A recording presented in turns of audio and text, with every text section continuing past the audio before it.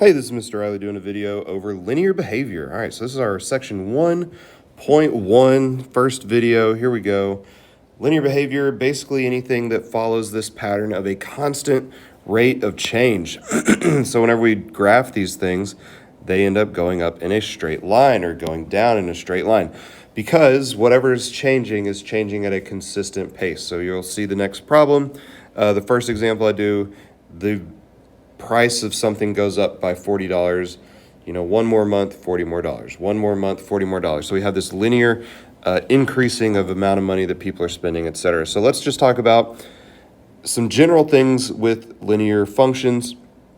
They may be written in a y equals mx plus b style, sometimes f of x equals mx plus b, and that x, of course, being our variable that continues to change.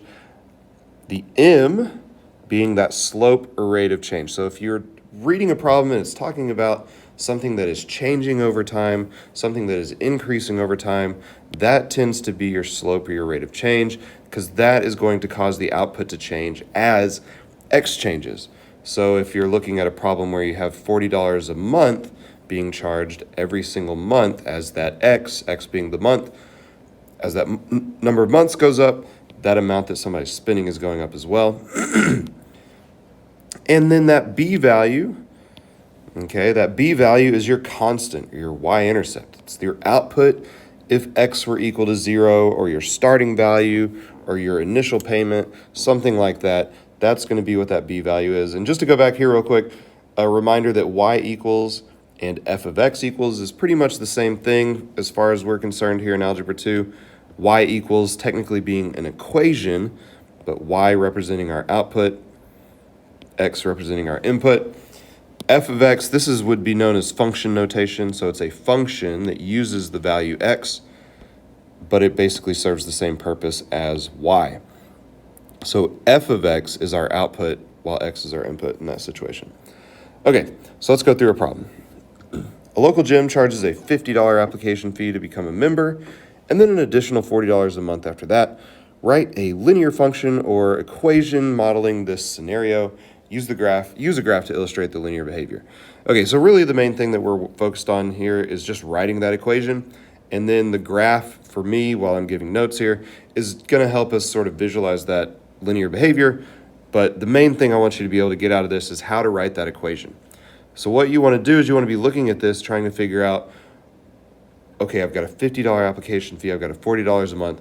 What is something that I only have to pay once? And what is something that I'm going to have to pay a lot of times, many times? And in that situation, your $50 application fee, that is a one-time payment. What is the output if x equals 0? You could sign up and then quit. Your application was going to charge you $50, and if you go to this gym for 0 months, you still owe them that $50 application fee. So that is your one-time payment. That is your constant. No matter what, you're going to have to spend that $50. So we're going to have, let's go ahead and write this out as a y equals, and then we're going to have this plus 50 as that constant that we see in the y equals mx plus b. It's the b value. So then what about the $40? Well, that must be what's changing. If x is our number of months, so let's go ahead and define that variable. X equals number of months. We can make it even more specific. Months of membership. So how long has this person been a member? That would be x. And it's 40. So every time x goes up by 1, the amount of money that this person owes goes up by another $40. So we're going to write that out as 40x. So I've got 40x plus 50. That is the equation. So what is important here? What is important as far as our final answer is concerned? This equation, very important. Defining our variables, saying what x is, also very important. And we could even define what y is. Y equals total amount spent. So we could say like, hey, how much is this going to cost after 5 months? Our input would be the number of months. 40 times 5 equals something, I think 200. Mental math is not always my strong point. And then 200 plus 50 is 250. So after 5 months, this would cost $250, I think, if my mental math is correct. Okay, so there's your defined variables, your equation. That would be your final answer. Now let's see what this would look like on a graph so that we can actually visualize how this is, in fact, a linear function. So across the x-axis, I'm going to write out the number of months that this person is a member. You can go all the way to 10 if you want to. I'm just going to stop at 5. And then the y-axis would be how much they spend. Money spent. Now, it starts at 50 and goes up by $40. So I'm not going to use the same scale on my y-axis. Of course, it's going to start at 0, but I'm going to go by 50s as I go up here. That way, it's kind of like to scale and we can see everything here. So let's see here.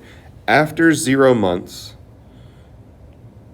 this person will be spending just that $50. So at 0 months, $50.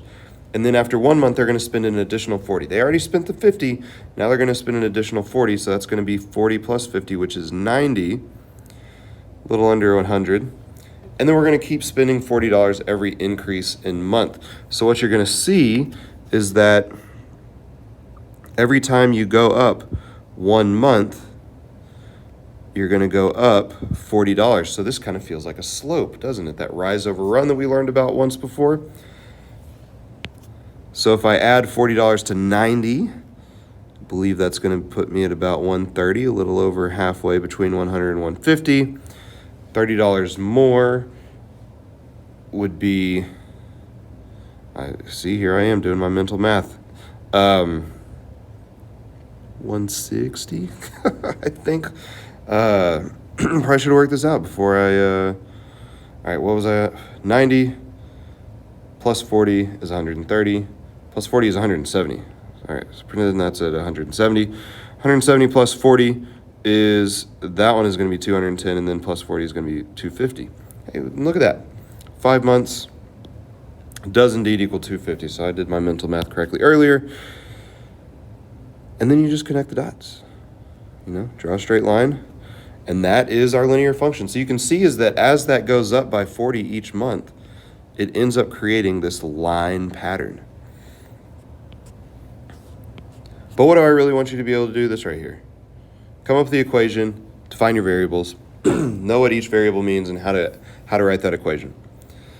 Let's look at another problem. This one we're actually going to be interpreting an equation. I've got a photographer who charges for a photo session and then adds additional charges based on how many photos the subject purchases.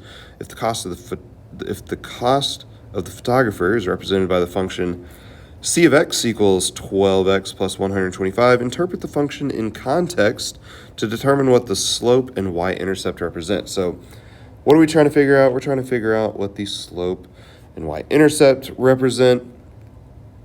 And we can get that from our equation, right? If our equation is c of x equals 12x plus 125, our slope is connected to that x value, so it's 12. That is our changing thing. Every time x goes up, we see an increase of 12, and then our constant, or our y-intercept,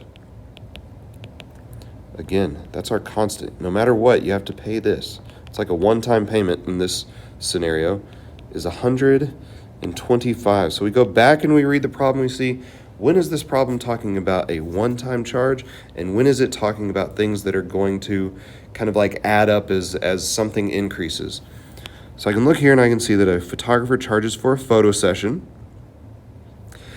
I think you only have to do one photo session, so I'm thinking that might be my constant, and then adds additional charges based on how many photos the subject purchases. So these additional charges are based on how many photos. So as the number of photos goes up, those additional charges are going to go up. So that is your thing that is changing, and this cost of the photo session is your constant. So if your constant is a photo session, that must mean the photo session costs $125. And if your additional charges are the slope, that must mean that each photo, those additional charges, each additional charge which remember isn't the number of photos there are. Each photo costs $12. So I can write this out. I can write out that 12 represents the cost per photo, and 125 represents that flat fee, right? That one time cost represents of the photo session, that one-time cost of the photo session.